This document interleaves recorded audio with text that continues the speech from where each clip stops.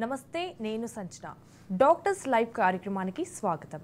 ఈ రోజు మనతో పాటు robotic urologist, kidney transplant surgeon, micro surgical andrologist, 11 world records holder doctor Kammela Sridhar గారు ఇప్పుడు మన పాటు లైవ్ లో సిద్ధంగా ఉన్నారు. నమస్తే డాక్టర్ గారు. నమస్కారం. డాక్టర్ గారు, హుక్కా వల్ల అంటే అనర్థాలు ఏంటి? చాలా మంది పబ్స్లలో కూడా డ్రగ్స్ వేసి మరి హుక్కా కొడతారు. అంటే దానివల్ల అంటే ప్రాబ్లమ్స్ వస్తూ ఉంటాయి చాలా. తప్పకుండా వస్తాయమ్మా. హుక్కా అనేది ఒక సింపుల్ అలవాటుగా భావించే వాళ్ళు కొంతమంది ఉన్నారు. కానీ దాన్ని ఒక విధంగా కమర్షియలైజ్ చేయటం, దానిలో డ్రగ్స్ కల్చర్ని మిక్స్ చేయటం, తద్వారా యువతని దానికి బానిసలు చేయటం. అసలు ఇది కల్చర్ ఎప్పటి నుంచి వచ్చింది చూద్దాం. హుక్కా అనేది పల్లెటూరులో చాలామంది పొగాకు పీలుస్తుంటారు. ఇక్కడ చూడండి, ఇది నార్త్ ఇండియా, ఇది రాజస్థాన్లో ఒక వ్యక్తి సొంతగా తనే ఒక హుక్కా తయారు చేసుకుంటాడు, ఒక పరికరం తయారు చేసుకుంటాడు. తర్వాత దాన్ని పీల్చుకుంటూ ఉంటాడు. అదేదో ఆయన బిజినెస్ ఆయన చూసుకుంటుంటాడు, ఆయనకు నచ్చినప్పుడు చేస్తుంటాడు. చాలామందికి ఇంట్లో హుక్కాలు ఉంటాయి. వాటిలో కూడా వెజిటబుల్ ఫ్లేవర్స్ ఉంటాయి. పైనాపిల్ ఫ్లేవర్ అని కానీ, లేకపోతే ఆరెంజ్ ఫ్లేవర్ అని రకరకాలు సొంతగా తయారు చేసుకోవచ్చు. తర్వాత ఏం చేశారు, దీన్ని బిజినెస్ పరంగా రకరకాల ఆకర్షణీయమైనటువంటి హుక్కాలు పరికరాలు తయారు చేశారు. దీన్ని షీషా అంటారు, ఖార్గి అంటారు, పైప్ అంటారు. ఏ పేరుతో పిలిచినా సరే ఇది ఎక్కడి నుంచి వచ్చింది అంటే ముఖ్యంగా Saudi Arabia, Afghanistan, through Pakistan, మన నార్త్ ఇండియాలో అయితే దండయాత్ర చేస్తూ వచ్చారు అక్కడ ముస్లిం నవాబులు, వాళ్ళ నుంచి మనకు ఈ అలవాటు వచ్చింది. మన దేశం చాలా కాలం ముస్లిం నవాబు పరిపాలించారు, ముఘల్ సామ్రాజ్యం. ఆ సమయంలో చాలా విరివిగా దీన్ని వాడేవారని, అసలు హుక్కా ఉంటే ఒక రిచ్నెస్కి ఒక సింబల్ అని, అది లేకపోతే పేదవాడని, ఇలాంటి ఫీచర్స్ అప్పట్లో ఉండేవని. ఇప్పటికి కూడా చాలామంది నవాబ్స్ వాళ్ళ ఇంటి హుక్కా వాడుతుంటారు. ఇక్కడ చూడండి, ఫ్రెండ్స్ వచ్చినప్పుడు మనం ఏదైనా కూల్ డ్రింక్ ఇస్తాం. ఈ మధ్య కొంచెం ఆల్కహాల్ కూడా సర్వ్ చేస్తున్నారు అనుకోండి, అది వదిలేద్దాం. కానీ హుక్కా కూడా పెట్టుకొని ఉంటారు. ఆ వచ్చిన వాళ్ళకి ఎక్కడ పీలుస్తున్నారో దానికి కొత్తగా ఒక పైప్ ఫ్రెష్ది, అంటే ఒకదాన్ని అందరూ కాకుండా ఆ పైన పీల్చేటువంటి ఆ పైప్ మాత్రం నోట్లో పెట్టుకునేది కొత్తగా వేరే ఇస్తూ ఉంటారు. ఇలా చేయొచ్చు. ఇక 2-3 హుక్కాలు పెట్టుకుని ఉంటారు. గెస్ట్కి కూడా మనం మాట్లాడినంతసేపు మీరు పీల్చుకుంటుండండి అని చెప్పి. సరే, ఇది ఒక పద్ధతి. అయితే ఈ హుక్కాని ఇప్పుడు పబ్స్కి తీసుకొచ్చేసారండి. పబ్స్లో ఏం జరుగుతుంది, రకరకాలు ఉంటాయి. అక్కడ బిలియర్డ్స్ ఆడుతుంటారు, కొంతమంది పాటలు పాడుతుంటారు, కొంతమంది ఆల్కహాల్ తీసుకుంటారు, హుక్కా కూడా తీసుకుంటారు. ఎవరైనా సరే హుక్కా అనగానే కొంచెం ఇంట్రెస్ట్, లేకపోతే ఒకసారి ట్రై చేద్దాం, ఎక్స్పెరిమెంటేషను, ఫస్ట్ డోసు ఎనిగ్మా అంటారు. అంటే ఏముందో తెలియకపోతే మనం దాన్ని ఒకసారి రుచి చూద్దాం అనిపిస్తుంటుంది. సో అమ్మాయిలైనా అబ్బాయిలైనా దీంట్లో ఏం కష్టం ఉంది, స్మోకింగ్ అబ్బాయిలు మాత్రమే చేస్తారనుకోవడం కూడా కల్లా, అమ్మాయిలు కూడా చేస్తారు. హుక్కా కూడా అమ్మాయిలు బాగానే ఎంటర్టైన్ చేస్తున్నారు, వాళ్ళేమి వెనకాడట్లేదు. ఈ రింగులుగా తయారు చేసేది లేడీస్కి కొంచెం ఎక్కువ కెపాసిటీ ఉందంటారు. ఈ పబ్స్లో జరిగే వాటిలో మామూలుగా హుక్కా మాత్రమే పెట్టారనుకోండి, కస్టమర్ మళ్ళీ రాడు. ఎందుకంటే ఒకసారి వచ్చినవాడు మళ్ళీ రావాలంటే ఏం చేయాలి, దానికి ఏదైనా సరే ఒక అడిక్టివ్ మెటీరియల్ దాంట్లో కలపాలి. నార్మల్గా హుక్కాలో ఏముంటుంది, మనకు కావాల్సిన ఫ్లేవర్ మనం కొనుక్కోవచ్చు. ఆరెంజ్ ఫ్లేవర్ అంటే హుక్కాలో లేడీస్ అండ్ జెంట్స్ ఇద్దరు తీసుకుంటారు కదా, సో ఆ హుక్కాలో అంటే మత్తు ఎక్కుతుందా వాళ్ళకి? ఆ ఫ్లేవర్స్ లో మత్తు ఎక్కే పదార్థాలని అందులో ఉంచుతారు. అది ఇక్కడ ఉన్న కిటికీ ఏంటంటే, మామూలు హుక్కాలో ఎటువంటి మత్తు పదార్థం ఉండదు. Only vegetable flavours, fruity flavours మాత్రమే ఉంటాయి. దానివల్ల ఎటువంటి మత్తు ఎక్కదు. అది ఓన్లీ పీల్చుతాము, కొంత రిలాక్సేషన్ లాగా. సిగరెట్ అనేది మత్తు ఏమి ఉండదండి. మామూలు సిగరెట్లో కొంతవరకు వాళ్ళకి ఏదో కొంచెం కాన్సన్ట్రేషన్ పెరిగింది అంటుంటారు. కానీ హుక్కా ఒక స్ట్రక్చర్ చూద్దాం ఎలా ఉందని. పైన బొగ్గు కణికలు ఉంటాయండి, అవి మండుతూ ఉంటాయి. అక్కడి నుంచి ఒక ఎయిర్ వస్తూ ఉంటుంది. అది మెల్లగా కింద ఉన్నటువంటి వాటర్ చేంబర్ ఉంటుంది. దీనిలో పార్ట్స్ చూద్దాం. ఇదేమో ఎక్కడైతే మనం బొగ్గు పెడతాం అది, దీని కింద ఈ ప్లేట్లో దాని యొక్క యాషెస్ బూడిద పడుతూ ఉంటుంది.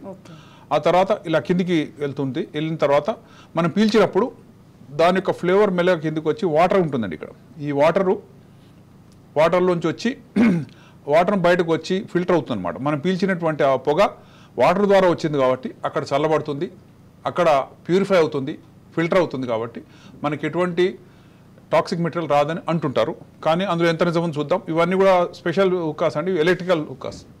వీటికి బొగ్గు అవన్నీ అక్కర్లేదు, ప్లగ్కి పెట్టి కూడా అందులో ఫ్లేవర్స్ వస్తుంటాయి. చూద్దాం. పైన మనం చిన్న సైజు బొగ్గు కనుక పెట్టాం. ఆ తర్వాత మెల్లగా కిందికి ఎవరైతే పీల్చినప్పుడు ఏమవుతుంది, ఆ ఫ్లో వస్తుంది, వచ్చి వాటర్ చేంబర్ ఉంటుంది ఇక్కడ. ఆ వాటర్ చేంబర్ ద్వారా అది కూల్ అయ్యి మన నోట్లోకి వస్తుంటుంది. సో ఇచ్చిన ఫ్లేవర్ పైన ఉంది, కూల్ చేసే చేంబర్ కింద ఉంది, పీల్చినప్పుడు ఆ ఫ్లేవర్ మనకు వస్తుందని మనం అనుకుంటాం. కానీ పైన పెట్టేటప్పుడు ఏం జరుగుతుందో చూద్దాం. సడన్గా దాంట్లో కనుక అడిక్టివ్ మెటీరియల్, ఉదాహరణకు ఒక హెరాయిన్ కానీ, ఒక మార్ఫిన్ కానీ, టెట్రాయిరో కెనబినాల్ కానీ, ఎంఫిటమిన్ కానీ, మిథాంఫిటమిన్ కానీ, ఇవన్నీ ఏదైనా ఒకటి పెట్టారనుకుందాం. పైన చేంబర్లో ఒక పార్టీ జరుగుతున్న క్రమం లోపల అందరు మామూలుగా హుక్కా అంటే ఏంటి, రేట్ జరుగుతున్నాయి. జరిగినప్పుడు ఏం దొరకాలి అంటే ఫ్రూటీ ఫ్లేవర్ ఉన్నటువంటి ఒక ఆరెంజ్ మొక్కనో పైనాపిల్ ఫ్లేవర్ ఉన్నటువంటి ఒక చిన్న కాన్సన్ట్రేట్ దొరకాలి. కానీ అక్కడ వేరే వేరే దొరుకుతున్నాయి. ఎందుకనంటే అడిక్టివ్ మెటీరియల్ వాళ్ళు వాడుతున్నారు. దానివల్ల బ్రెయిన్లో స్టిమ్యులేట్ అవుతుంది, ఒక వింత యూఫోరియా కలుగుతుంది. ఆ యూఫోరియా కోసం ఈ కస్టమర్ మళ్ళీ వస్తాడు. అంటే కోకేన్ తీసుకోమంటే జనరల్గా ఎవరు తీసుకోరండి, అమ్మో వద్దు నాకంట. కానీ ఇందులో మనకు తెలియకుండా వేసే అవకాశాలు ఉన్నాయి. హుక్కాలో ఏముందని ఎవరికి తెలియదు, ఎందుకంటే అది బర్న్ అవుతుంది. బర్న్ అయిన తర్వాత మనకు వస్తుంది. కాబట్టి మనం ముడి పదార్థం చూసే అవకాశం లేదు. ఎప్పుడు ముడి పదార్థం మారుస్తున్నారు అని పార్టీలో ఏం జరుగుతుంది, జనరల్గా స్టార్ట్ చేసినప్పుడు అది పైనాపిల్ ఫ్లేవర్తో స్టార్ట్ అవుతుంది. ఓ 2 గంటల పార్టీ అనుకోండి, మధ్యలో ఎప్పుడో సడన్గా దాంట్లో కోకేన్ కలిపేస్తారు. కలిపేసినప్పుడు దాని ఫ్లేవర్ రావడం మొదలు పెడుతుంది. ఆ ఫ్లేవర్ ఎవరైతే పీల్చారో వాళ్ళకు ఒక ఊహకందనటువంటి అనుభూతి కలుగుతుంది. ఆ అనుభూతి కోసం మళ్ళీ వస్తారు అనే ఆశతో చేస్తున్నటువంటి ఒక మోసం లేక కుట్ర. ఇది కోకేన్ అండి. ఇది కోకేన్ అని ఎవరు గుర్తుపట్టలేరు. మామూలుగా బెల్లం గడ్డలు కూడా అనుకోవచ్చు. ఇది ఒక పైనాపిల్ యొక్క ముక్క అని కూడా అనుకోవచ్చు. రకరకాలు ఉన్నాయి, దీన్ని ఎలాగైనా వర్ణించవచ్చు. కానీ ఇందులో కోకేన్ ఉందని కలిపిన వాడికి మాత్రం తెలుసు, పీల్చేవాడికి తెలియకపోవచ్చు. తెలియకుండా చూడడమే ఇందులో ఉన్నటువంటి కుట్ర. హుక్క పైన చూడమ్మా, ఈ 3 ఏవైతే ఉన్నాయో చిన్న డాట్స్ లాగా మీకు కనబడుతున్నాయి. ఇది మండుతుంది. ఇది మండి దాని ఫ్లేవర్ కిందకి వెళ్తుంది. కిందకి వెళ్ళి నీళ్ళ ద్వారా తర్వాత పైకి వస్తుంది. డాక్టర్ గారు అదే మండుతుంది కదా, అంటే బొగ్గు బర్న్ అవుతుంది కదా. సో మాక్సిమం ఒక 1 అవర్ అయితే తీసుకున్నప్పుడు అంటే పీలుస్తారు కదా దాన్ని. ఆ పీల్చినప్పుడు అది మాక్సిమం మళ్ళీ కూల్ అయిపోతుంది. కూల్ అయిపోయాక మళ్ళీ చేంజ్ చేస్తారు, అది బర్న్ అనేది మళ్ళీ చేంజ్ చేస్తారు. దాంట్లో ఏమైనా కలిపే ఛాన్సెస్ ఉంటుందా? ఎగ్జాక్ట్లీ అదే అమ్మా. ఇది 15 నిమిషాలు ఇది బర్న్ అయిపోతుంది, ఇంకేం ఉండదు. కాబట్టి మళ్ళీ కొత్త వేస్తుంటారు. మనం ఏం వేస్తున్నాం చూస్తూ కూర్చోరండి. పార్టీలో ఎవరికి వాళ్ళు ఒక టేబుల్ మీద ఉంటారు. అయితే ఇది మార్చే క్రమంలో వాళ్ళు ఏం మార్చున్నారో మనం పెద్ద పట్టించుకోకపోవచ్చు. మనకు అదే టైప్లో కనబడినా సరే అందులో డ్రగ్స్ ఉండొచ్చు. దానివల్లే ఇది చూడండి, ఇది దాంట్లో వేస్తున్నారు. ఇది హెరాయిన్ చిన్న ప్యాకెట్ ఉంది. కలిపేటప్పుడు గవుకని ఆ పైనాపిల్తో పాటు ఇది కూడా వేసేయచ్చు. కలిపి మండుతాయి. మండినప్పుడు మనకి హెరాయిన్ పీల్చిన అనుభవం కలుగుతుంది. ఆ తర్వాత ఇది ఈ బార్ చాలా బాగుంది, హుక్కా బార్లో నాకు హ్యాపీగా అనిపించింది అని వెళ్తూ ఉంటారు. వెళ్ళిన తర్వాత కొంతకాలానికి తెలుస్తుంది, కానీ అప్పటికి అడిక్ట్ అయి ఉంటాడు. ఇక్కడ చూడండి, ఇద్దరు కలిసి పీలుస్తున్నారు. ఈ పైన ఏముంది, మండుతున్నటువంటి ఇవి ఉన్నాయి. ఇవే మన ఈ బర్న్ అవుతున్నటువంటి ఈ ముడి పదార్థం ఏంటి, అది చాలా ఇంపార్టెంట్. కింద ఉన్న ప్లేట్లో ఏముండదండి, అది మండినటువంటి బూడిద ఉంటుంది. అయితే ఇట్లాంటి బ్రౌన్ కలర్ ఉందని, బ్రౌన్ షుగర్ అంటారు దీన్ని. ఇది ప్యూరెస్ట్ ఫార్మ్ ఆఫ్ కోకేన్. ఇలాంటి కూడా కలపచ్చు, ఎందుకంటే ఆ బూడిదలో ఇది కలిసిపోతుంది. పెట్టేటువంటి దాంట్లో ఈ కలర్ చేంజ్ కాదు, సేమ్ కలర్ ఉంది, అయినా మనం ఏం పట్టించుకుంటాం అనుకుంటాం. సడన్గా ఆ యూఫోరియా రావడానికి కారణం బ్రెయిన్లో ఉన్నటువంటి యాక్షన్ పొటెన్షియల్స్. అంటే యూఫోరియా సెంటర్ ఇక్కడ ఉందండి, సెంటర్లో ప్రీఫ్రంటల్ కార్టెక్స్ అంటాం. ఈ భాగంలో కనుక టచ్ చేస్తే, హైపోథాలమస్ టచ్ చేస్తే మనకు విపరీతమైనటువంటి ఆనందం కలుగుతుంది. ఆ కలిగే ప్రదేశాలని ఇది స్టిమ్యులేట్ చేస్తుంది. అది క్షణికమైన కొద్ది నిమిషాలైనా సరే అది మనకు గుర్తుండిపోయేటువంటి ఫీలింగ్. కాబట్టే వాళ్ళు పదే పదే రావాలని ఆశపడుతుంటారు. హుక్కా బార్ని ఎందుకు రేట్ చేస్తున్నారు అంటే ఇది జరుగుతుంది కాబట్టి రేట్ చేస్తున్నారు. మామూలు హుక్కాలు అయితే మీ ఇష్టం ఏదో ఒకటి చేసుకుని అనొచ్చు, కానీ పోలీసు వాళ్ళు రేట్ చేసిన ప్రతిసారి కూడా అక్కడ కోకేన్ దొరుకుతుంది.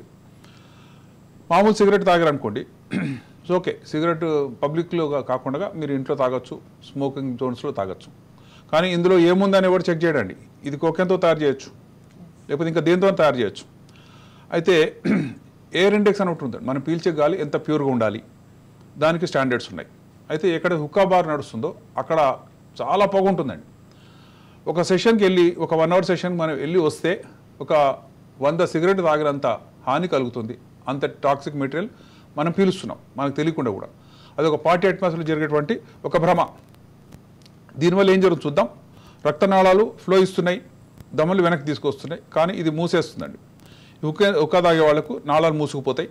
అందువల్ల మెల్లగా వాళ్ళకి ఆస్తమా లాంటిది వస్తుంది, అలర్జీకి ఆస్తమా అంటాం. దీనివల్ల పీలుస్తూ ఒకళ్ళు వదిలేంది ఇంకోటి పీలుస్తున్నాడు, కొత్తగా తనేది పీలుస్తున్నాను అనుకుంటున్నాడు. కానీ జరిగేది నష్టం ఎక్కడ జరుగుతుంది చూద్దాం. ఇవి నార్మల్ పర్సన్ యొక్క లంగ్స్, ఇది నార్మల్ అనుకుందాం. ఇతను మెల్లమెల్లగా నల్లగా అవుతుంటుందండి. మామూలు స్మోకర్కి ఇలా ఉంటుంది, కానీ హుక్కా తాగితే ఇలా అవుతుంది. లెఫ్ట్ది నార్మల్ అనుకుందాం, రైట్ గ్రీన్ అయిపోయింది చూసారా. ఇది హుక్కా తాగే వాళ్ళది, నేను స్మోక్ చేయనండి, ఓన్లీ అప్పుడప్పుడు హుక్కా తాగుతా అన్నాడంటే అతను ఎక్కువ డేంజర్లో ఉన్నట్టే. ఎందుకంటే స్మోకర్ అన్న కనీసం రోజు ఒకటో రెండో అని చెప్పగలుగుతాడు, వీళ్ళు చెప్పలేరు. ఎందుకంటే వాళ్ళు 100 సిగరెట్ తాగారని వాళ్ళకి తెలియదు, దానివల్ల నష్టం జరుగుతుందని కూడా ఇన్విజిబుల్ లాస్. కాబట్టి వీళ్ళకి మెల్లగా లంగ్ ఫెయిల్యూర్ వస్తుంది, దాని రకరకాల ఇన్ఫెక్షన్స్ అవుతాయి, బ్రాంకైటిస్ అంటాం, దాంట్లో యాబ్సెస్ ఫామ్ అవుతుంది, చివరికి రెస్పిరేటరీ ఫెయిల్యూర్ అవుతుంది. ఆ ఫెయిల్యూర్ అయిన రోజున ఇర్రివర్సిబుల్ ఫినామినా అండి. దీన్ని కనుక మనం పిసికామని పిండామనుకోండి, గానుగ లాంటి నల్లటి ఆయిల్ వస్తుంది, మామూలు అని పిసికితే వాటర్ లాంటిది వస్తుంది, అక్కడ ఉండే లూబ్రికెంట్ మెటీరియల్ వస్తుంది. కాబట్టి హుక్కా వల్ల జరిగే నష్టం ఏంటంటే తెలియకుండా మనం ఎంతో టాక్సిన్ని మనం ఇన్హేల్ చేస్తున్నాం, చేయలేదు అనుకుంటున్నాం, అసలు స్మోకింగ్ చేయట్లేదు అనుకుంటున్నాం, ఆ ఒక్క సెషన్ ఏం కాదనుకుంటున్నాం. ఆ తర్వాత ఎక్కువగా పీల్చిన వాళ్ళకి ఇక్కడ చూడండి, ఇది క్యాన్సర్ వచ్చింది, ఇక్కడ ఓరోఫారింజియల్ క్యాన్సర్ అంటాం, నోటికి బయటకి రంధ్రం పడింది, ఇంత పెద్ద కాలీఫ్లవర్ లాంటి గ్రోత్ అయ్యింది. దీన్ని కనుక తీయబోతే సగం ఫేస్ పోతుంది. ఇక ఎట్లా తీస్తే అతని ఫేస్ ఎలా ఉంటుందనే ఉద్దేశంలో కవర్ చేయడం కష్టం అవుతుంది. దీనికి ఏమైనా రేడియేషన్ ఇచ్చామంటే అసలు మానదు, చాలా కష్టం. దీనికి చిన్నగా ఎక్సర్సైజ్ చేసి వేరే దగ్గర నుంచి చర్మం తెచ్చి దీన్ని కవర్ చేస్తున్నాం, చేస్తే ఒక అతుకుల బొంతలాగా ఉంటుంది తప్పితే నార్మల్ ఫేస్ లాగా ఉండదు. అందుకనే హుక్కాకు చాలా దూరంగా ఉండాలి. ఇంకో ముఖ్యమైన విషయం, హుక్కా తాగిన వాళ్లకు ఇది ఒకటే అనుకుంటే కల్లాండి, ఇంకా చాలా కాంప్లికేషన్స్ ఉన్నాయి, అది చూద్దాం. ఇది స్పర్మ్ తల లోపల జన్యు పదార్థం ఉంటుంది, హెడ్ మొత్తం జీన్స్ ఉంటాయి. కిందకు వస్తే ఇది టేల్ అండి, టేల్ లోపల ఓన్లీ మొటిలిటీకి అవసరం విషయం ఉంటుంది. జనరల్గా హుక్కా తాగే వాళ్ళలో తలలో ఉండే జన్యు పదార్థం విరిగిపోతుంది, దాన్నే DNA ఫ్రాగ్మెంటేషన్ ఇండెక్స్ అంటారు. ఇది మన జీన్స్ అన్ని కూడా దీన్ని వంకర స్టేర్ కేస్ అంటారండి, spiral staircase. Crick and Watson వాళ్ళకి నోబెల్ ప్రైజ్ వచ్చిందండి. జీన్స్ ఎలా ఉన్నాయి, మన జీన్లో కొన్ని కోటాను కోట్ల జీన్స్, చిన్న చిన్న సెల్స్ ఎలా ఉన్నాయి అంటే ఒక్కటింకర ఉండి మెల్లగా ఒకదానికోటి మెలికలు పడి ఉంటుంది. అందులో ఉండే మధ్యలో బేస్ పేర్స్ అంటాం వీటిని. ఆ బేస్ పేర్స్ నార్మల్ అయితే గ్రీన్గా ఉంటాయండి, విరిగిపోయినవి రెడ్గా ఉంటాయి. సో ఎన్ని రెడ్గా ఉన్నాయని చెక్ చేసి చూస్తే నార్మల్గా 15% కంటే తక్కువ ఉండాలి ఈ రెడ్నెస్. అవి వీళ్ళల్లో 45 నుంచి 50% దాటుతున్నాయండి, అంటే మెజారిటీ జీన్స్ దెబ్బతింటున్నాయి. అయితే వాళ్ళకి ఎట్లా తెలుస్తుంది, వాళ్ళకు అయ్యే కష్టం ఏంటి అది చూద్దాం. వీళ్ళు కనుక పిల్లలు కన్నా ట్రై చేశారనుకుందాం, గ్రీన్గా ఉన్నవి నార్మల్ స్పమ్స్ అండి, ఆరెంజ్ కలర్లో ఉన్నవన్నీ కూడా పనికిరాని విరిగిపోయినటువంటి స్పమ్స్. వీటి వల్ల ప్రెగ్నెన్సీ వచ్చిందంటే అది అబార్షన్కి దారితీస్తుంది, లేక ప్రిమిచ్యూర్ డెత్. పుట్టినా సరే లో బర్త్ వెయిట్ ఉంటారు, త్వరగా చనిపోతారు, వాళ్ళకి బ్లడ్ ఫ్లో సరిగా ఉండదు, ఆస్తమా ప్రాబ్లమ్స్ వస్తాయి, చిన్నపిల్లలు ఐసీయూలో ఉండి అక్కడే కనుమూస్తారు. ఇవన్నీ ప్రాబ్లమ్స్ ఈ హుక్కా వల్ల వచ్చినాయి. స్మోకింగ్ కానీ హుక్కా కానీ ప్రెగ్నెన్సీ వచ్చిన తర్వాత అబ్సల్యూట్గా మానేసేయాలండి. మానకపోతే ఏం జరుగుతుంది, ఇవి పీలుస్తుంది, గాలి వదులుతుంది కదా. స్మోకింగ్లో ఇన్హెరెంట్గా మనం పీలుస్తాం, తర్వాత వదలాల్సి వస్తుంది, నోట్లో పెట్టుకోవడానికి లేదు. అది ఆ వదిలినప్పుడు ఆ స్మోక్ వల్ల కానీ ఆ గ్యాస్ వల్ల కానీ లేతగా ఉన్నటువంటి లంగ్స్ దెబ్బతింటాయి. దీన్నే కాట్ క్రిబ్ డెత్ అంటారండి. అంటే తల్లి పాలిచ్చేసి బిడ్డను పడుకోబెట్టింది, తర్వాత ఆ వరండాలోకి వెళ్ళి కొద్దిగా స్మోక్ చేసింది, మళ్ళీ వచ్చి పడుకుంది బిడ్డ పక్కన. పొద్దున్న చేసి బిడ్డ చనిపోయింది. ఎందుకు చనిపోయింది అని అంటే ఆ స్మోక్ ఎంత డేంజరు, కొద్దిపాటి ఆ ముక్కులోకి వచ్చినా సరే ఆ బిడ్డలు చనిపోతారు. అంత డేంజరస్ స్మోకు. తల్లి దాన్ని అర్థం చేసుకోలేకపోవచ్చు, తను బాగానే ఉన్నా అనుకోవచ్చు, కానీ చాలా డెలికేట్గా ఉన్నటువంటివి, చాలా ఇమ్మెచ్యూర్గా ఉన్న లంగ్స్ వల్ల బిడ్డలు చనిపోతారు. Sudden death. దీనికి తల్లి ఏమంటుంది, నాకేం తెలియదండి, మంచిగా పాలిచ్చి పడుకోబెట్టాను, వాంతి ఏం చేసుకోలేదు. అందుకే దీన్ని అన్ఎక్స్ప్లెయిన్డ్ కాట్ క్రిబ్ డెత్స్ అంటారు. బిడ్డ కొన్నిసార్లు అటు ఇటు పొరిలినట్టు అనిపిస్తుంది, తర్వాత శ్వాస వదిలేస్తుంది. సో ఇంత ప్రాబ్లం ఉందనే విషయం ఎవరు తెలీదు. స్మోకింగ్ వల్ల కానీ హుక్కా, ఆ ఇంట్లో అసలు హుక్కా ఉండకూడదండి. ఎందుకంటే హుక్కా ఒక గదిలో చేస్తే ఆల్మోస్ట్ అన్ని గదులకి ఏదో విధంగా వెళ్ళిపోతూనే ఉంటుంది. కాబట్టి చూద్దాం హుక్కా తాగిన వాళ్ళ పరిస్థితి ఏంటి. మెల్లమెల్లగా వాళ్ళు అస్థిపంజరం అవ్వడమే. ఎందుకంటే వెయిట్ లాస్ అవుతుంది, అడిక్ట్స్ అవుతారు, గాలి ఆడదు, ఎయిర్ హంగర్ అంటాం. మనం కంఫర్టబుల్గా మాట్లాడుతున్నాం బికాజ్ మన ఎయిర్ మనం పీల్చుకుంటున్నాం, మనకి ఆక్సిజన్ ఎక్స్చేంజ్ అవుతుంది. వీళ్ళ లంగ్స్ మొత్తం స్టిఫ్ అవ్వడం వల్ల ఆక్సిజన్ ఎక్స్చేంజ్ కాదండి. చుట్టుపక్కల మన ఎంత ఎయిర్ ఉన్నా సరే వాళ్ళు ఎగిరి గంతులు వేస్తూ గాలి తీసుకునే ప్రయత్నం చేస్తుంటారు, కానీ వాళ్ళకి మాత్రం అందదు. ఎయిర్ హంగర్ అంటారు దాన్ని. అవన్నీ ఎందుకు వచ్చినాయి అంటే ఈ హుక్కా వల్ల వచ్చినాయి. వాళ్ళు పీలుస్తున్న ఈ స్మోకు వాళ్ళ ప్రాణం తీస్తుందని, ఎట్టి పరిస్థితుల్లో దాని జోలికి పోకూడదని. హుక్కా బార్స్ అనేవి మోస్ట్లీ ఈ డ్రగ్స్ని అలవాటు చేయడానికి కొనే తప్పితే ట్రాన్స్పరెంట్గా మేము ఓన్లీ వెజిటబుల్ ఫ్లేవర్సే వాడతాం అనే బార్స్ నిల్వ చాలవు. ఎందుకంటే అందులో కస్టమర్ రారండి, వాడు సంతోషం ఇంటికి పోతే మళ్ళీ రాడు. అతను మళ్ళీ రావాలంటే డ్రగ్స్ అలవాటు చేయాలి. డ్రగ్స్ అలవాటు చేశారు కాబట్టి వాళ్ళకి రేట్ జరుగుతుంటుంది. రేట్ జరిగినాక 4 రోజులు మూసేస్తారు, మళ్ళీ 5వ రోజు తెలుస్తుంటారండి. కాబట్టి అసలు హుక్కా అనేది మీకు నిజంగా ఇష్టమైతే, మీకు స్టేటస్ సింబల్ అనుకుంటే మీరు ఇంట్లో తయారు చేసుకోండి. మీరు ఏం పెడుతున్నారో, ఏది మండిస్తున్నారో మీరే తెలుసుకోండి, మారకుండా చూసుకోండి. అలా దాన్ని ఎంజాయ్ చేసి తప్పితే absolute hookah is dangerous when you go to A public place. Doctor గారు, అయితే మావి బొడ్డు తాడు భద్రపరచడం వల్ల అంటే లాభాలేంటి? మంచి ప్రశ్న అమ్మ. ఎందుకంటే బిడ్డ పుట్టగానే పేగుబంధం మనకు తెలుసు. తల్లి దగ్గర నుంచి ఒక పేగు వస్తూ ఉంటుంది, బిడ్డ కనెక్షన్ ఉంటుంది బొడ్డు దగ్గర. దాన్ని కట్ చేసేసి వేరు చేస్తారు, తల్లి బిడ్డను వేరు చేస్తారు. బిడ్డను తీసుకెళ్ళి ఒక ట్రేలో పెడతారు, స్నానం చేపిస్తారు, హ్యాపీగా ఉంటాం. ఆ మిగిలిపోయినటువంటి దాన్ని ప్లసెంటా అంటాం మేము. మిగిలిన కాడ ప్లసెంటా. ఆ ప్లసెంటా మావి అంటాం. అదే ఇంతవరకు తల్లి నుంచి బ్లడ్ ఫ్లో బిడ్డకి ఇచ్చింది. దాని యొక్క మహత్యం ఏంటి ఇప్పుడు తెలుసుకుందాం. ఎందుకంటే మనందరికీ మామూలు బ్లడ్ బ్యాంక్ తెలుసు అండి. మన ఏ గ్రూప్ కావాలంటే ఏదో బ్యాంక్కి వెళ్ళిపోతాం. Chiranjeevi blood bank, Lions club blood bank, మనకు తెలిసిన బ్యాంకు. గవర్నమెంట్ ఉన్నాయి, అన్ని మెడికల్ కాలేజెస్ ఉన్నాయి, అన్ని పెద్ద హాస్పిటల్స్లో ఉన్నాయి. ఎక్కడ తక్కువ అవుతుందని కనుక్కుంటాం. తప్పితే అంతకు మించి ఒక మావి బ్లడ్ బ్యాంక్ ఉంటుందని, ఆ మావిని దాచిపెడతారని, దాని యొక్క స్పెషాలిటీ ఏంటి ఇప్పుడు చూద్దాం. అంబిలికల్ కార్డ్ బ్లడ్ బ్యాంక్ అంటే ఏంటి? బొడ్డు దానికి బొడ్డు బయట కట్ చేసి తీసేశారు, ఇక దాన్ని డస్ట్బిన్లో వేస్తారు, అది వాసన వస్తుంటుంది. 10 మంది డెలివరీ అయితే సాయంత్రం కల్లా అక్కడ ఉండలేము. కాబట్టి దాన్ని అంతా ప్యాక్ చేసేసి జాగ్రత్తగా దాన్ని డిస్పోజ్ చేస్తారు. కానీ ఇలా డిస్పోజ్ చేయకుండా దాచుకునే పద్ధతి చెప్తున్నా. అందులో ఏముంటాయి అంటే ప్లూరిపెడెంట్ సెల్స్ ఉంటాయి. మనం ఎట్లా వచ్చాము? తల్లి యొక్క తండ్రి యొక్క జీన్స్ ద్వారా వచ్చాం. ఒక సెల్లోంచి మనం వచ్చాం, కోటాను కోట్ల సెల్గా డివైడ్ అయ్యాం. అదే సెల్లోంచి గుండె ఎట్లా తయారైంది, అదే సెల్లోంచి హార్ట్ ఎట్లా తయారైంది చూస్తే ఈ సెల్కి అన్ని రకాల రూపాంతరం చెందే అవకాశం ఉంటుంది. అది రెడ్ బ్లడ్ సెల్ అంటే రక్త కణంగా మారచ్చు, తెల్ల రక్త కణంగా మారచ్చు, ఎలా రూపాంతరం చెందొచ్చు. దాన్ని స్టెమ్ సెల్ అంటారండి. ఆ స్టెమ్ సెల్స్ ఎక్కడ చూద్దాం. స్టెమ్ సెల్స్ యొక్క ప్రయోజనం కూడా చూద్దాం. బిడ్డ పుట్టిందండి, చాలా ముద్దుగా ఉంది, సంతోషంగా ఉంది. 7వ ఏట తెలిసింది ఆమెకు బ్లడ్ క్యాన్సర్ అని. అమ్మో బ్లడ్ క్యాన్సర్ వచ్చింది, ఇంకా ప్రాణం పోతుంది అని మనం అనుకుంటాం. కానీ వాళ్లకు రక్షించడానికి ఉన్నటువంటి సాధనాల్లో అంబెలికల్ కార్డ్ బ్లడ్ బ్యాంక్ కనుక చేసింటే, ఆమె పుట్టినప్పుడే ఆమె యొక్క మావిని దాచిపెట్టి స్పెషల్ బ్లడ్ బ్యాంక్ కనుక హ్యాండ్ ఓవర్ చేస్తే అందులోంచి సెల్స్ తీసుకొచ్చి ఆ బోన్ మ్యారో ట్రాన్స్ప్లాంట్ చేయొచ్చు. అవి తనవే, తన తల్లి నుంచి వచ్చినవి, దాంతో పెరిగింది కాబట్టి వాటి మధ్యలో ఎటువంటి రియాక్షన్స్ కానీ రిజెక్షన్ కానీ ఉండదు.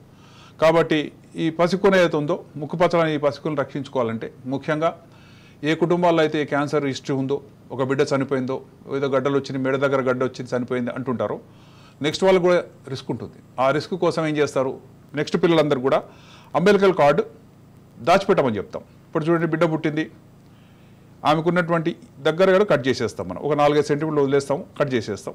ఆ తర్వాత ఒక 20 సెంటీమీటర్లు ఉంటుందండి, ఉండి అది ప్లాసెంటా అనే పేరుతో లేక మావి అనే పేరుతో అది పేరు పొందుతుంది. ఇక్కడ చూద్దాం, దాంట్లో సెల్స్ ఉన్నాయండి. అంబెలికల్ ఆర్టరీస్ 2 ఉంటాయి, వెయిన్ ఒకటి ఉంటుంది. ఇది మనం తీసుకున్నాం పారేయకుండా. దాన్ని ఒక ట్రేలో పెట్టి మెల్లగా దాన్ని స్క్వీజ్ చేస్తాం. స్క్వీజ్ చేసినప్పుడు అందులోంచి కొంత రక్తం వస్తుందండి. 50 నుంచి 75 మిల్లీలీటర్లు వస్తుంది.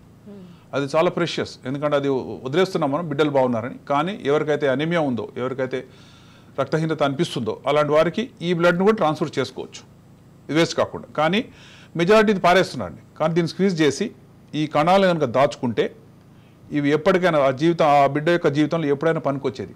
ఆ బిడ్డే కాదు, ఆమె సిబ్లింగ్స్, అక్క చెల్లెలు కానీ ఎవరికి ప్రాబ్లం వచ్చినా ఆ కుటుంబం నుంచి వచ్చినటువంటి సెల్స్ కాబట్టి ఇవి స్పెషల్గా దీన్ని ఏం తయారు చేసేది ఏం లేదండి. తల్లి నుంచి వేరు చేయగానే ఇది ట్రేలో వేసుకొని క్లీన్గా దాన్ని స్క్వీజ్ చేసి వచ్చిన లిక్విడ్ని మనం ప్రిజర్వ్ చేసుకొని దాన్ని బ్లడ్ బ్యాంక్లో ఉంచుతున్నాం. ఇవి special blood banks, normal blood banks కావండి. ఎందుకంటే దీనికి కావాల్సినటువంటి టెంపరేచర్ వేరు, ఇది వెంటనే వాడేది కాదు. ఈరోజు మనం ఆ బ్లడ్ బ్యాంక్ ఇస్తే, అంబెలికల్ కార్డ్ బ్లడ్ బ్యాంక్ ఇస్తే 10 years 12 years తర్వాత అవసరం పడితే తీసుకుంటాం. అంటే అది చాలా -degreesలో దాచుతున్నారు. ఇది చూడండి మావిది, దానిలో ఎంత వచ్చింది అంటే 75 ml వచ్చిందండి. 1 యూనిట్ బ్లడ్ వచ్చింది. ఇది అమృతప్రాయమైంది. ఎవరిని అడగకుండా, ఎవరి దగ్గర ట్రాన్స్ప్లాంట్ చేయాలంటే అరువులు దాచకుండా తన సొంతదే దాచుకున్నారు. పేరెంట్స్ ఏం చేయాలి, ఈ బ్లడ్ బ్యాంక్ మనం పెట్టాలని అనుకుందాం, సపోజ్ అనుకుంటే డెలివరీ కంటే 1 వారం రోజుల ముందే ఈ బ్లడ్ బ్యాంక్కి ఇన్ఫామ్ చేయాలండి. ఇన్ఫామ్ చేస్తే వాళ్ళు డెలివరీ అప్పుడు వస్తారు. వచ్చి కట్ చేయగానే ఈ ప్లాస్మాని తీసుకుంటారు, దానిలో ఉన్న సెల్స్ వాళ్ళు ఎక్స్ట్రాక్ట్ చేసుకుంటారు. తర్వాత మెల్లగా వాళ్ళ బ్లడ్ బ్యాంక్ తీసుకెళ్ళిపోతారు. ఇదేం చేసింది, ఈ కార్డ్ అయితే ఉందో అంబిలికల్ కార్డ్ ఇంతవరకు తల్లి నుంచి రక్త ప్రసరణ బిడ్డకి ఇచ్చింది. అయితే ఈ ఉన్నటువంటి ఈ సెగ్మెంట్లో బిడ్డ నుంచి కట్ చేసింది 4 సెంటీమీటర్ నుంచి కట్ చేస్తున్నాం, కానీ ఇక్కడ 20 సెంటీమీటర్లు ఉంది. ఆ 20 సెంటీమీటర్ పైన ఒక డిస్క్ ఉంది, ఒక సైజు, ఒక దోశ ఎంత సైజులో మావి ఉంటుంది.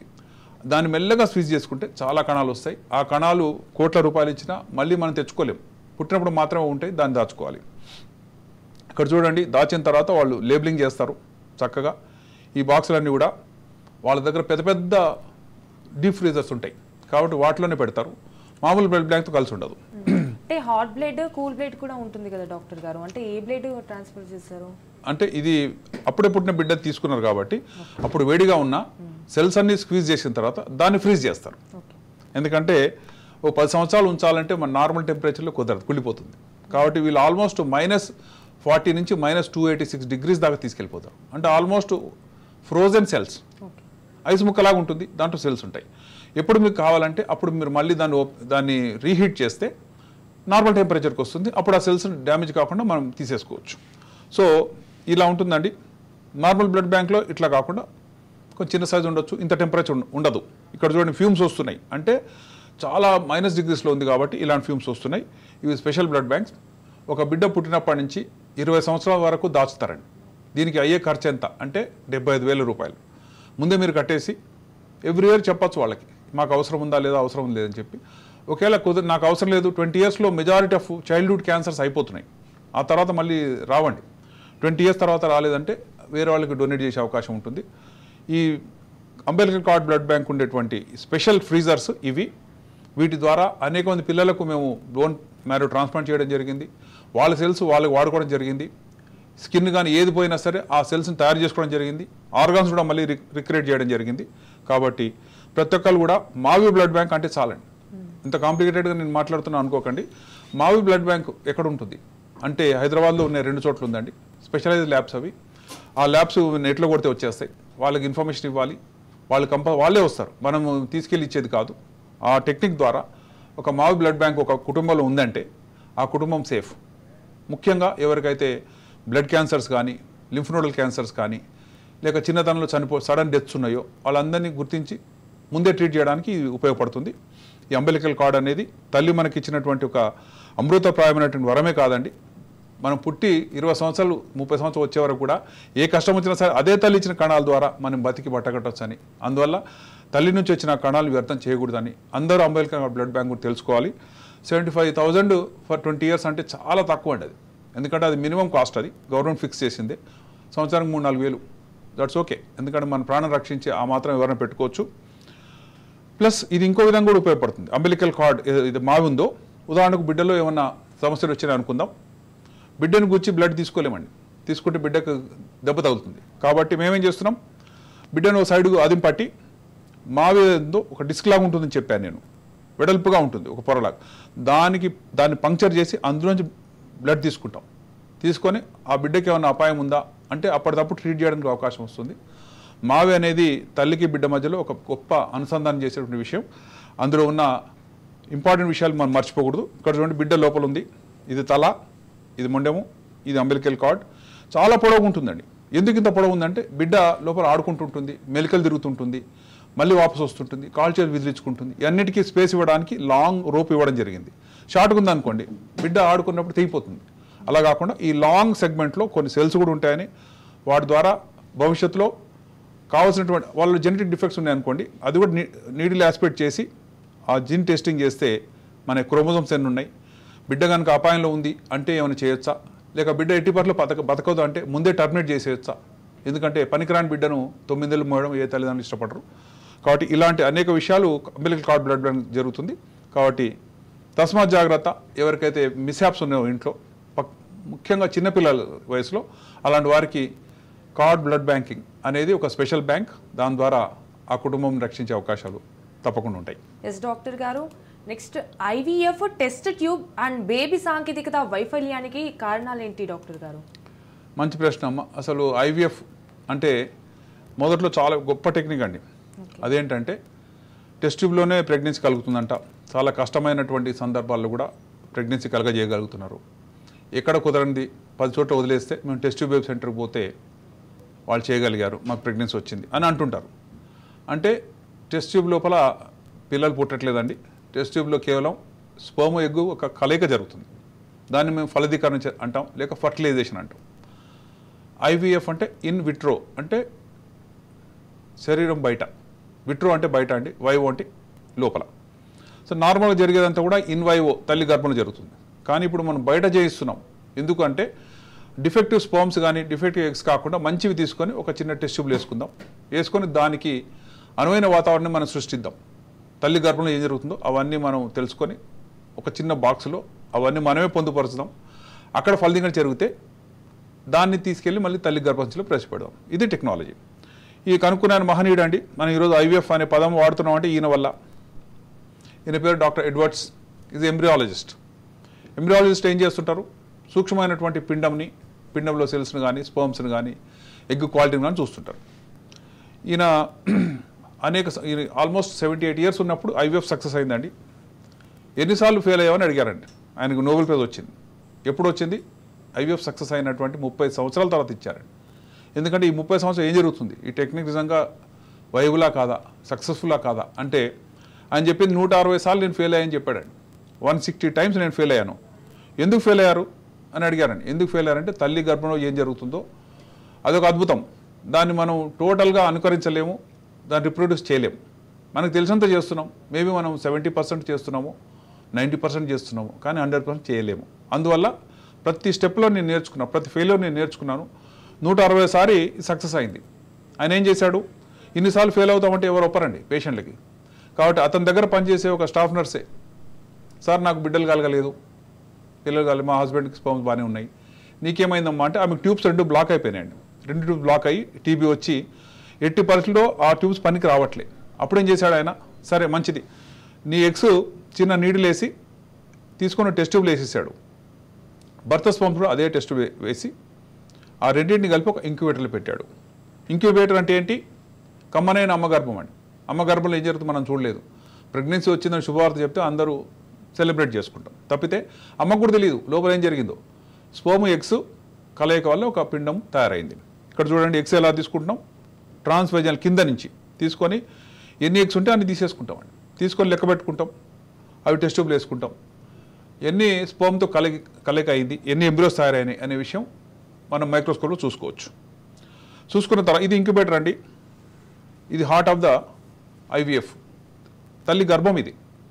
తల్లి గర్భం ఎటువంటి ఆక్సిజన్ ఉంటుందా, కార్బన్ డైఆక్సైడ్ ఉంటుందా అని మనం అనుకోవచ్చు. తల్లి గర్భంలో మనం పుట్టినప్పుడు కార్బన్ డైఆక్సైడే కావాలి, ఆక్సిజన్ ఉండకూడదు. ఆక్సిజన్ ఉంటే పిండం సరిపోతుందండి. ఇది చాలా స్వీపింగ్ స్టేట్మెంట్, రెవల్యూషనరీ స్టేట్మెంట్. ఎవరైనా ఆక్సిజన్ ఉంటే బతుకుతాం. కార్బన్ డైఆక్సైడ్ ఎందుకు ఉండాలి డాక్టర్ గారు? ఎందుకు ఉండాలి? మంచి పాయింట్ అడిగారమ్మా. తల్లి గర్భం లోపల చీకటి, చిమ్మ చీకటి, అక్కడ గాలాడదండి. పొట్టకు గాలాడేది ఏమీ లేదు ఎక్కడ. సో అటువంటి ఎనరోబిక్ అట్మాస్ఫియర్లో, ఆక్సిజన్ లేనటువంటి అట్మాస్ఫియర్లో స్పర్మ్ ఎగ్ కలుస్తున్నాయి. కలిసి అక్కడ పిండంగా తయారవుతుంది. పిండం తయారై మెల్లగా వచ్చి గర్భసంచిలో ఇంప్లాంట్ అవుతుంది. కాబట్టి ఆక్సిజన్ లేని చోటనే జరుగుతుంది నేచర్లో.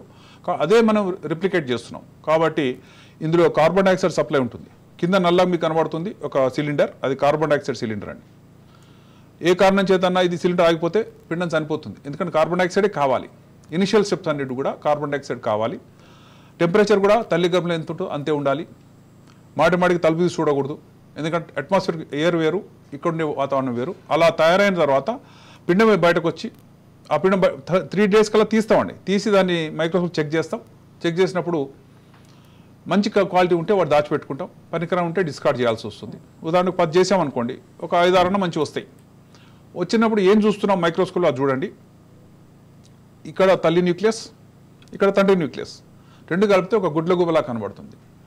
గుడ్లగూబలా పోయిందంటే మేము చాలా సంతోషపడి సెలబ్రేట్ చేస్తామండి. ఎందుకంటే ఇక్కడ ప్రెగ్నెన్సీ వచ్చేసింది. ఆ ప్రెగ్నెన్సీ వచ్చినటువంటి ఆ తర్వాత వీటిని కనుక మన తల్లి గర్భంలో ప్రవేశపెడితే ఇంప్లాంటేషన్ అవుతుంది. కాబట్టి ఒకసారి ప్రాణం సంతరించుకోవడం అనేది ఐవీఎఫ్లో జరుగుతుంది. ఎందుకు ఫెయిల్ అవుతుంది అంటే స్పర్మ్ క్వాలిటీ బాగలేదా, ఎగ్ క్వాలిటీ బాగలేదా, వాటిని ముందే చెక్ చేయడానికి టెస్ట్ వచ్చినాయి. కాబట్టి ఫెయిల్ అవుతే ఆ సర్జన్ కానీ, ఆ గైనకాలజిస్ట్ కానీ, లేక టెక్నిక్ సరిగా లేదని అనుకోకండి. స్త్రీ పురుషులో ఉన్నటువంటి డిఫెక్ట్స్ కూడా అందుకు కారణం. ఐవీఎఫ్ సక్సెస్ రేట్ ముందు 18% ఉండేది, ఈ రోజు 60 to 70% ఉందని చెప్పడానికి కూడా అడ్వాన్స్ టెక్నాలజీ వల్ల ఛాన్స్ వస్తుంది. కాబట్టి డిఫెక్ట్స్ టెక్నిక్లో లేవండి, మనుషుల్లో ఉంటాయి. కాబట్టి దురలవాటు దూరంగా ఉండాలి. మంచి ఫిట్నెస్ ఉంటే మంచి పిల్లలు పుడతారు, సక్సెస్ రేట్ కూడా పెరుగుతుంది. Right, thank you so much doctor గారు. అంటే ఇప్పటి వరకు మీరు చెప్పింది చాలా ఇంట్రెస్టింగ్గా ఉంది. సో ఇది ఇప్పటి వరకు మీ సలహాలు సూచనలు చెప్పినందుకు thank you so much. And so ఇది వాళ్ళ డాక్టర్స్ లైవ్ కార్యక్రమం. చూస్తూనే ఉండండి రాజ్ న్యూస్.